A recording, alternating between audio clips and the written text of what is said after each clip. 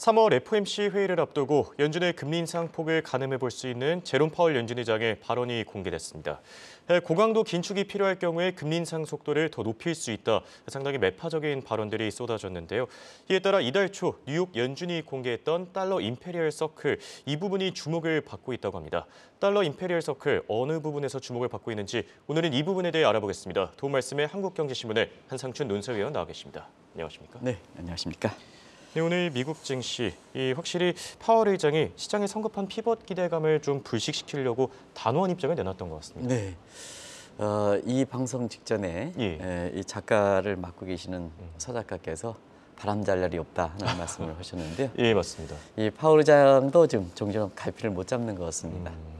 1월 회의가 끝나고 나서 디스인플레에서 인플레에 대해서 좀 비교적 이렇게 통제할 수 있다 하는 시각이었었죠. 근데 그 이후에 1월 달 미국의 경제 실상을 알 수 있는 이렇게 지표들이 확인됐잖아요.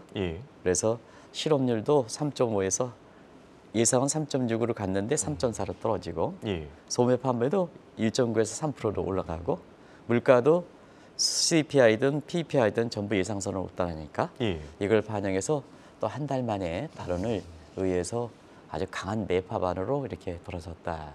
이렇게 보시면 되겠습니다. 결과적으로 보면 파월 의장도 이렇게 사실 오락가락하다 보니까 아마 우리 작가께서 바람 잘 날이 없다. 그래서 우리가 올해도 미국 의원들이 상당히 많기 때문에 너무 3월 달, 4월 달 증시가 호황이다. 1월 달은 주가가 떨어진다. 이런 쪽에 하는 것보다는 그때그때 목표 수익률만 채우면 바로바로 차익을 실현하는 그런 쪽이 지금 사실 미국에서 현명한 투자자들이 갖는 모습이다 이렇게 됐습니다.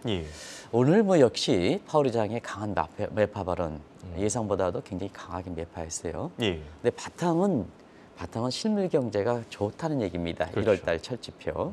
아까 이현 앵커께서도 성인을 대상으로 사실 경기 침체 문제가 60%에서 지금은 50% 밑으로 떨어지면 이제 경기 회복이라는 저희가 경기가 호황이라는 표현을 쓸 거 이렇게 보이는데요.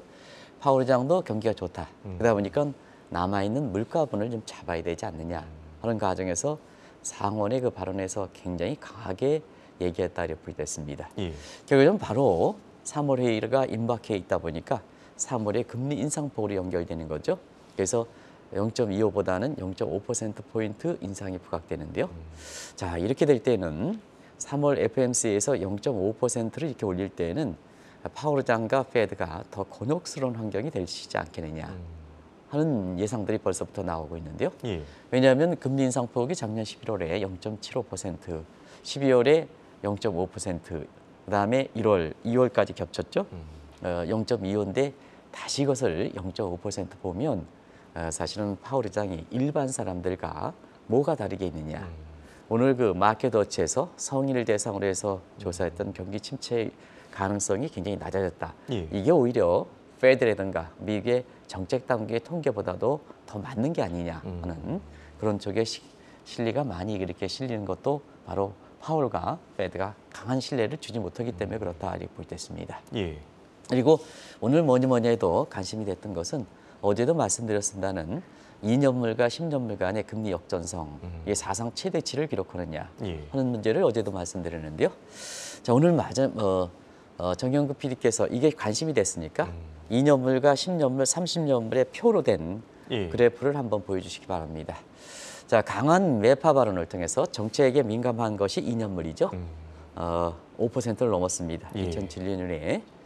그리고 10년물 같은 경우에는 요 10년물이 왜 이렇게 떨어졌느냐 하는 것을 말씀을 드리는데요. 요거는 미국의 YCC 컨트롤 문제가 공식적으로 도입되지 않았지만 저 국채금리가 상당히 높게 올라가면 오늘 무디스가 미국의 부채에 따라서 디폴트 위험이 된다, 미국의 위기를 초래한다 하는 그런 게 확 불거질 수 있으니까 묵시적으로 미국의 연방시장 공개에서 오픈 마켓 오퍼레이션에 대한 조작 문제가 있었다. 이게 이제 나중에 확인되겠습니다는 이 문제가 있었다.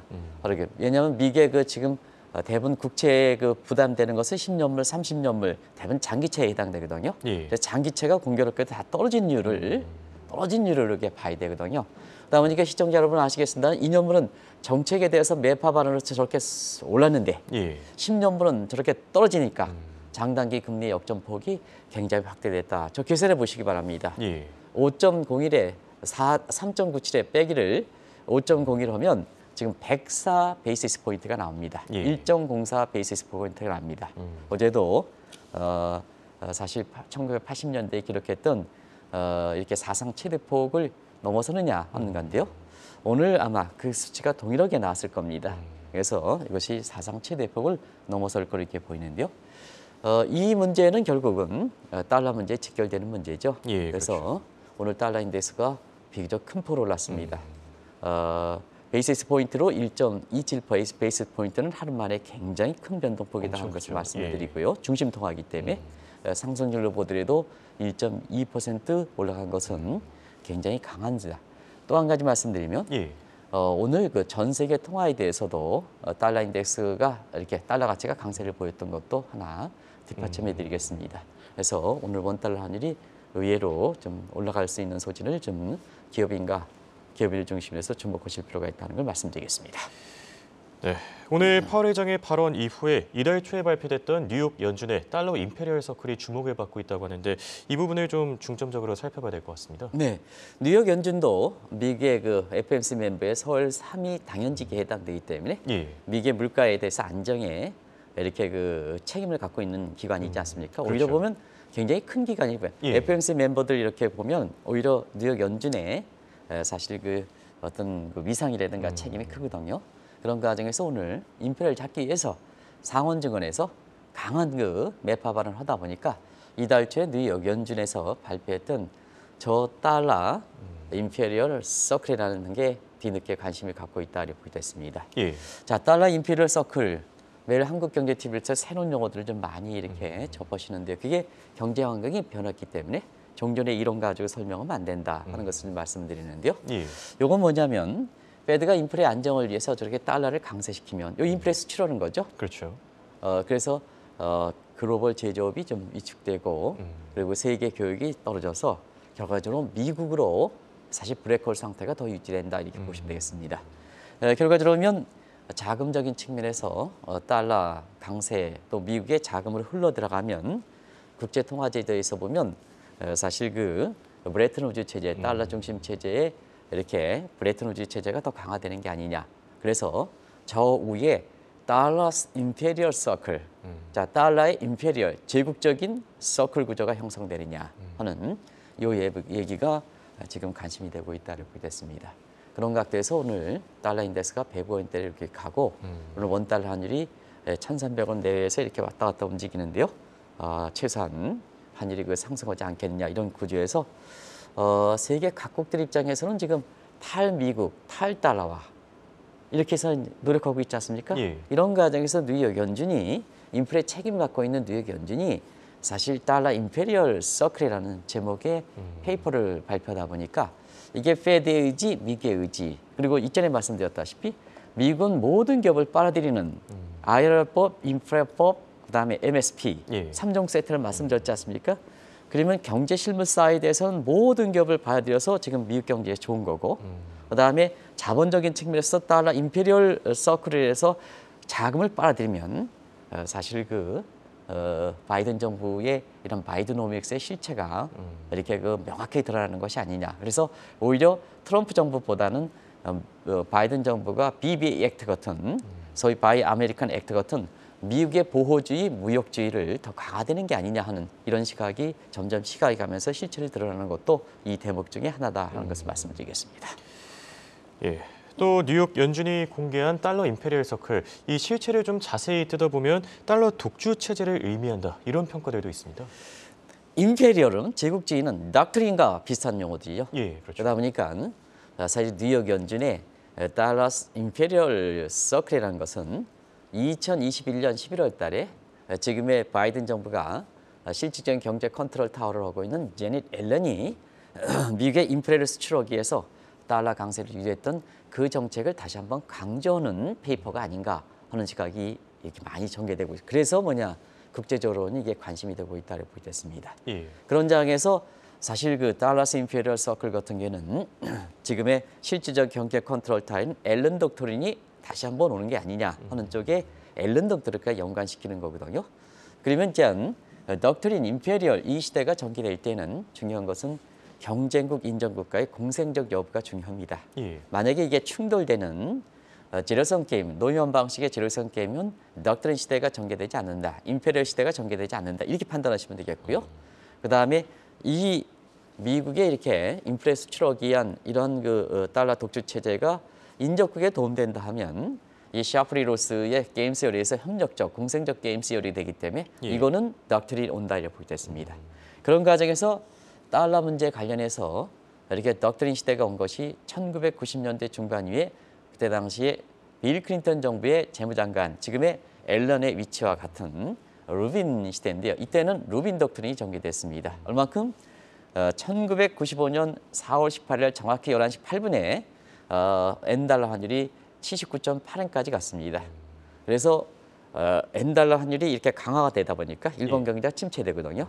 그럼 미국 경제 입장에서는 제1의 파트너에 해당되는 1990년대 중국이 부상되기 전이니까 이게 경기가 침체되면 미국도 침체된다. 그런 상태에서 달러 가치를 부양시켜주고 엔화를 약세를 유도해서 N달러 환율이 79에서 148엔까지 아주 달러 강세 체제가 됐거든요. 근데 이 체제가 온 데는 일본 경제를 살리는 문제, 미국 경제가 살리지 않습니까? 제일 수출의 파트너가 일본 경제가 엔화 약세에서 사라지면 미국 경제 살리지 않습니까? 이런 공생적 체제가 됐기 때문에 루빈 덕트린이 왔었다 이렇게 보게 됐습니다. 근데 이제 지금의 앨런 덕트린은 이 미국의 인플레를 수출하기 위해서 달러 강세 유도하니까 다른 국가 입장에서는 달러 강세되면 한국의 원화 약세, 중개 위안화 약세, 유로 약세 있지 않습니까? 그러면 그들 국가들은 자국 통화 약세가 되기 때문에 수입 물가가 상승해서 자국 국민들은 고통을 당하게 되거든요. 그런 각도에서 보면 쉽게 이게 앨런 독트린, 달러스 임페리얼 서클이 오기는 좀 힘들지 않겠느냐. 일단 잠정적인 결론을 맺어드리겠습니다. 그리고 왜 안 오는지 하는 것을 지금부터 각국들이 탈달러 움직임에 대해서 구체적으로 한번 말씀드리겠습니다. 네. 실제로 이 달러 임페리얼 서클이 형성될지 궁금한데요. 이 부분을 알아보기 위해서는 미국 요인들이 중요하지 않겠습니까? 네. 경제 비중으로 볼 때는 사실 1990년대 루빈 독트린을 볼 때는 일본이 사실 세계 제2의 경제 대국이었었고요. 또 한 가지 미국과 굉장히 수출입 관계에 의한 파트너 관계를 형성돼 있다는 얘기입니다.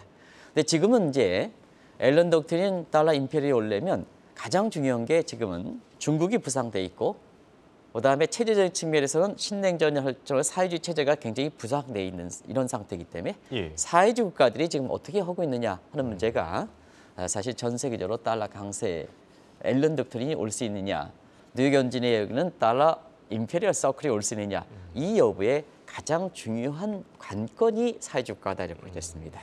그런 측면에서 사회주의 국가의 두 맹주에 해당되는 중국과 그다음에 사실 러시아를 한번 비교해 봐야 되는데요. 물론 이제 이거는 미국 측 요인에 설명하기 위해서 그렇습니다. 뭐 질문을 좀 앞서가긴 했습니다는 사실 미국 경제를 보면 이건 이제 미국 경제를 보면 이렇게 미국 경제 보면 지금 충분히 달러 강세 체제를 유지할 수 있는 배경이 된다 이렇게 보겠습니다. 이건 이제 누차에서 말씀드렸기 때문에 사실 미국 경제가 1월 지표를 볼 때는 계절적 요인이 있지만 이상 난동에 따른 계절 존재가 있지만 성장률이 사실 페드 기준으로 한 1에서 1.5%까지 올라가고 지금 마스적인 측면에서는 파월 의장이 강하게 매파를 발언했지 않습니까? 두 측면을 볼 때는 일단 작년 말에 비해서 달러가 강세가 될 수 있는 요인이 강해졌다 이렇게 됐습니다. 이걸 바탕으로 해서 2부에서는 사실 각국들의 탈달러 움직임에서 겹쳐서 달러 임페리얼 서클에 대해서 결론을 한번 맺어 보겠습니다.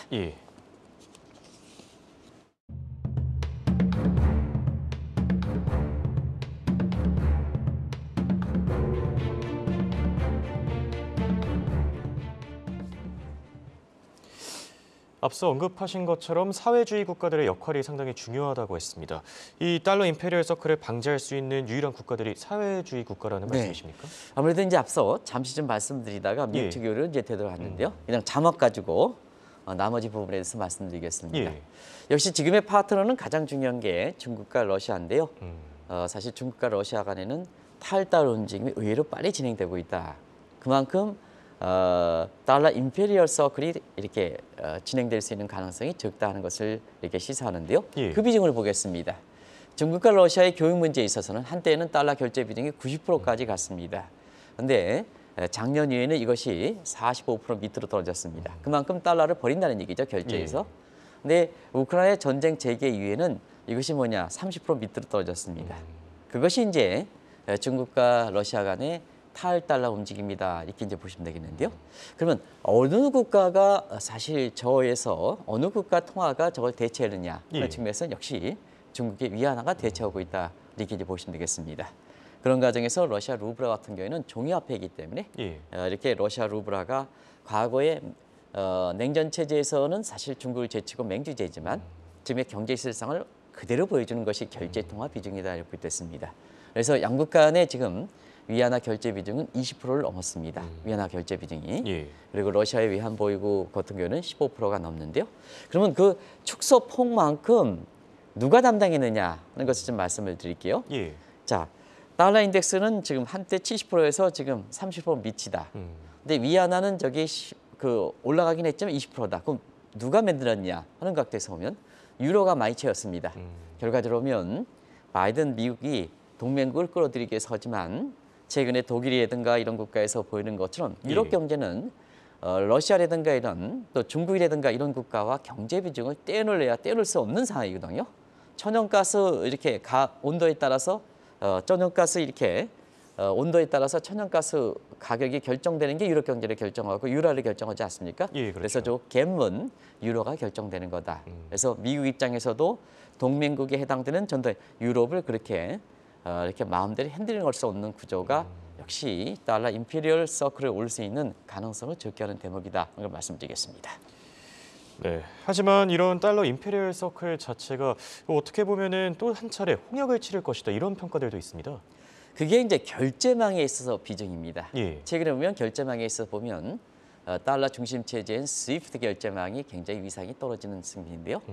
지금은 자국 통화에서 이렇게 달러 결제 체제 결제 스위프트라는 걸 시청자 여러분 잘 아실 거로 생각합니다. 그래서 그 독립성으로 나타나는 것이 각종 자국 상품 결제라든가 자국의 작은 포트폴리오 결제에서 위안화 결제망이라든가 루블화 결제망을 사용하느냐. 그게 어떻게 보면 국제 통화 질서에 엄격한 이유의 탈달러화 그리고 자국 통화의 독립성과 안정성을 보장하는 아주 가장 마지막 지표다, 이렇게 보여졌습니다.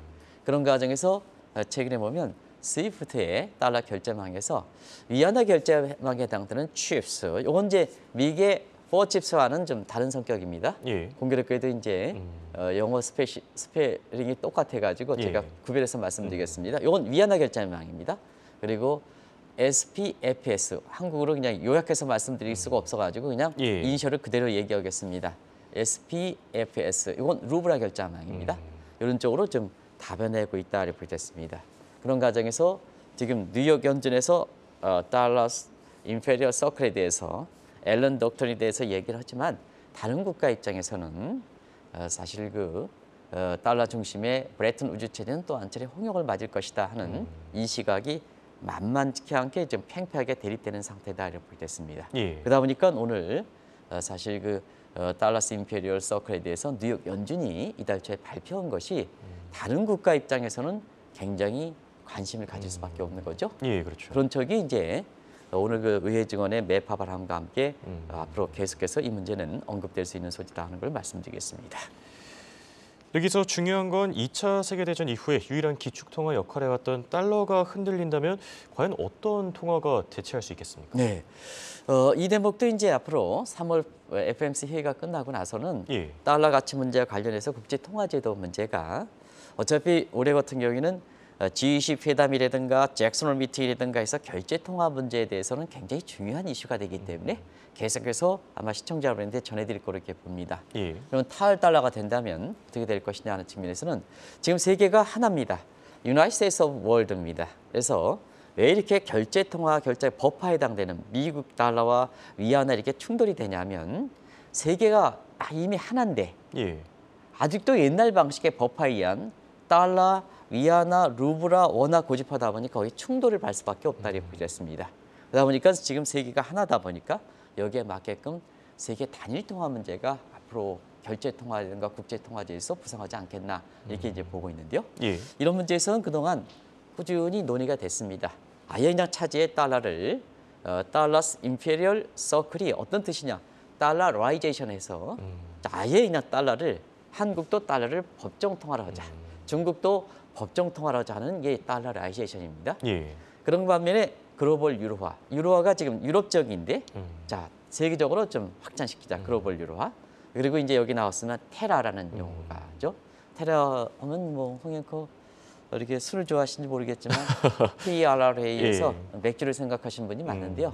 이건 처음으로 벨기에 루뱅데 교수가 유로화를 창시했던 사람이거든요. 예. 근데 여기 유로화가 어느 정도 좀 이렇게 정착되니까 이걸 세계적으로 확장시키자 해서 라틴어의 세계에 해당되는 테라라는 용어를 사용해서 이게 테라 용어를 한국경제TV를 통해서 처음으로 이제 말씀드렸고 이게 KBS에 무슨 뭐 이렇게 상금 주는 데도 이제 한국경제TV에서 얘기 나왔던 것을 허용을 받아가지고 거기서도 지금 이게 질문에 초점했는데 요즘은 좀 맥주에 또 테라라고 이렇게 해서 이렇게 나왔더라고요. 예. 어쨌거나 그게 세계 단일 통화 논쟁이다 이렇게 됐습니다.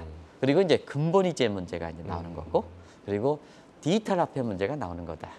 이제 왜 디지털 화폐 문제에 대해서는 미국이 가장 늦게 가져갈까 하는 측면은 달러 중심 체제가 되는 상태에선 자 미국이 달러를 발행하면 그걸 유통시키는 것이 뭐냐면 자국 내 유통이 30%, 해외 유통이 70% 하면 사실은 한국은행권에서 10,000원을 발행하면 화폐 발행 코스트가 예를 들어서 2,000원이라면 나머지 8,000원은 시니어리티 이펙트거든요. 화폐 발행 차익이거든요. 그런 과정에서 보면 지금의 법정 화폐는 달러를 디지털 달러로 바꿀 때는 기존의 법정 통화에 묻는 글로벌 시니어리티 이펙트를 포기해야 되는 문제가 있거든요. 예. 그래서 미국 것들은 결제 시스템의 아이템이라든가 하는 게 가장 빨리 아이템과 가는데도 불구하고 글로벌 시니어리티의 포기 문제가 있기 때문에 디지털 달러 도입 문제는 가장 늦게 가는 거다. 이렇게 이제 보시면 되겠습니다. 아무튼 단일 통화에서 세계가 하나가 될 때고 또 결제 쪽에서 IT라든가 이런 쪽에 핀테크라든가 이런 거 가면 어차피 이 문제는 기부로도 계속해서 논의될 수 있는 상황이다. 올해 잭슨홀 미팅에서는 상당 부분 많이 논의될 겁니다. 더더구나 브레이너 이사가 부의장이 지금 NEC의 위원장으로 갔지 않습니까? 그런 각도에서 이 논의는 많이 될 거로 이렇게 생각합니다. 자, 결론을 맺어보겠습니다. 오늘 달러 인덱스 매파적인 발언 속에 105조차도 넘어섰습니다. 이 원달러 환율 전망과 함께 외화 운용 과연 어떻게 좀 투자해야 되겠습니까? 오늘 잭슨홀 파월 의장의 발언을 통해서 매파 발언하고 미국에서 달러 인덱스가 저렇게 올라가다 보니까 원달러 환율 관련해서 기업인들이 굉장히 관심이 높은 거로 이렇게 보이는데요. 누님 말씀드렸습니다는 지금은 1단계, 2단계, 3단계는 잘 아실 거로 생각하고요. 2월 초 이후에 1228원에서 그때부터도 4단계 진입할 수 있다 하는 쪽에 이제 말씀을 계속해 드렸지 않습니까? 아직 정착되는 상태는 아닌데요. 지금은 1,300원 내외에서 왔다 갔다 움직임을 보이고 있습니다. 이것이 일부에서 얘기하는 것처럼 1,400 한번 가봤으니까 작년 10월 가봤으니까 1,400원대 진입하는 게 아니냐.